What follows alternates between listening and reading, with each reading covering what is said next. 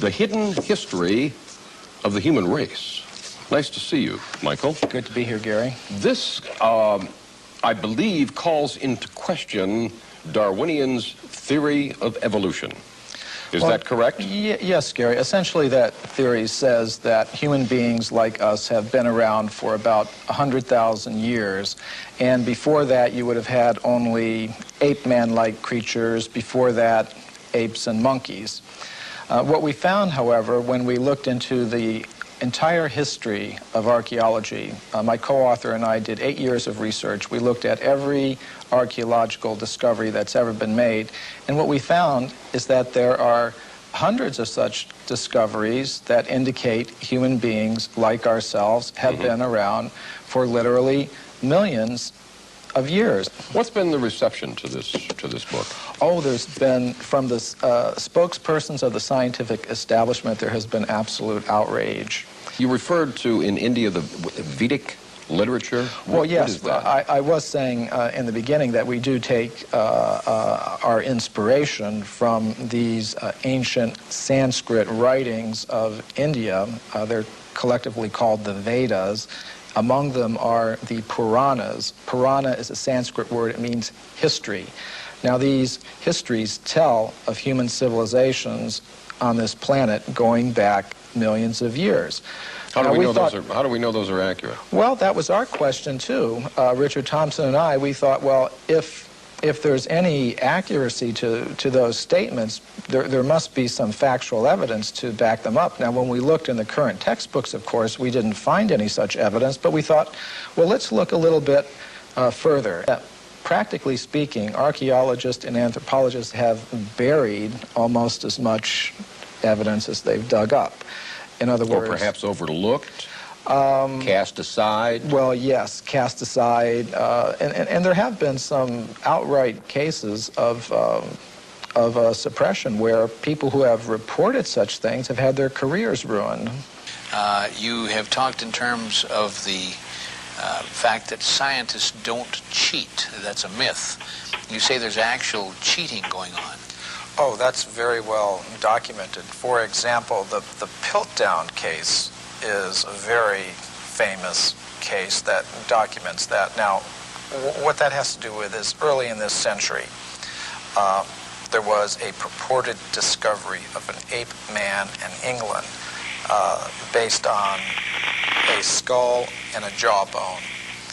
And this Piltdown ape man, was in the science textbooks for about 40 years.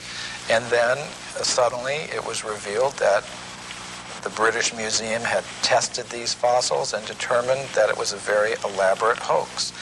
And many people have speculated about the identity of the person who was the hoaxer, and practically all of them center on different scientists in England, such as Sir Grafton Elliott Smith or Sir Arthur Smith Woodward, all very well-established scientists in England, because only somebody who knew the scientific method very well could have prepared these fossils in such a way that they would have fooled the scientific community all around the world for 40 or 50 years. So some scientist who wanted to perhaps give some evidence in favor of evolution, because there's not very much of it, invented this ape man, and in a very sophisticated way, cheated, literally.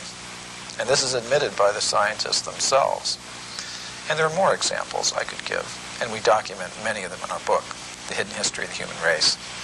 Myth number 3, Michael, that you have written, evidence that goes against human evolution is reported only by crackpots.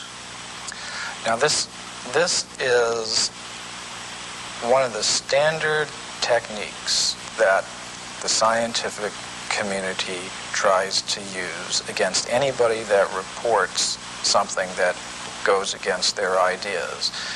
They try to label them in a derogatory way without actually discussing the facts. This human person who looked like us, existed millions of years ago, did not evolve from an ape. as we are led to believe in the Darwin theory.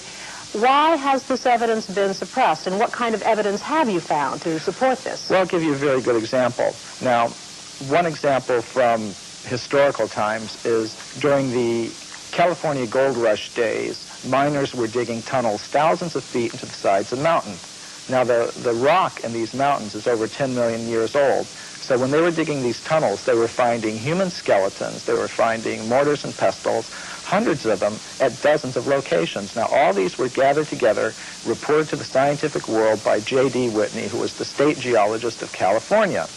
And he published a massive book about them by Harvard University. Harvard University was the publisher. Now, what happened to these artifacts? Why aren't they on display in museums? Why aren't our children taught about them in schools? There was a very powerful anthropologist at the Smithsonian Institution named William H. Holmes. And he said to Whitney, you, Dr. Whitney, if you had understood the theory of human evolution as we understand it today, you would have hesitated to announce your conclusion, namely that human beings existed millions of years ago, despite the imposing array of facts with which you were confronted. In other words, simply because the facts didn't fit the theory, the facts had to go, and so did Professor Whitney. What possible advantage would there be in that? Well, power, prestige, money, there's a lot riding on it.